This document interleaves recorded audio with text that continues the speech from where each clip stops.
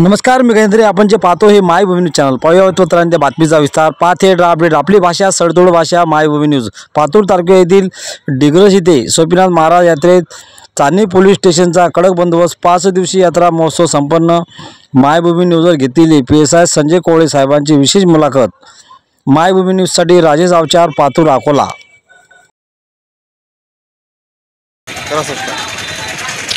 PSI Sanjay कोळे, चांदणी police station, तालुका पातूर, जिल्हा अकोला.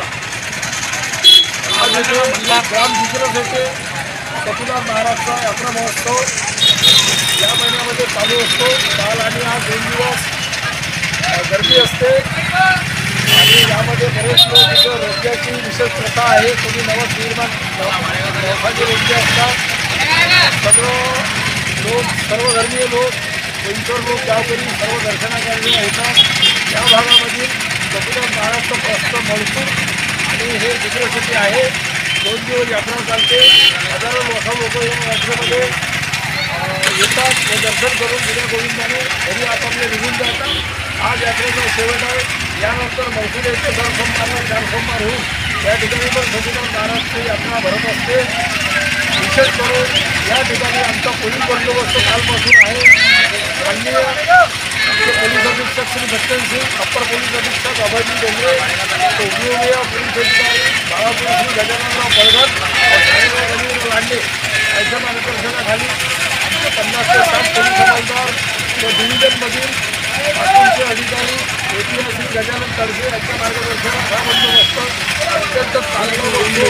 तसे येणाऱ्या बायांना कुठल्याही गोळ्याचा त्रास होणार नाही, कोणालाही कोणाकडून त्रास होऊ नये यासाठी आम्ही मंदिराच्या गाभाऱ्यामध्ये महिला पोलीस हवालदार यांची नेमणूक केलेली आहे.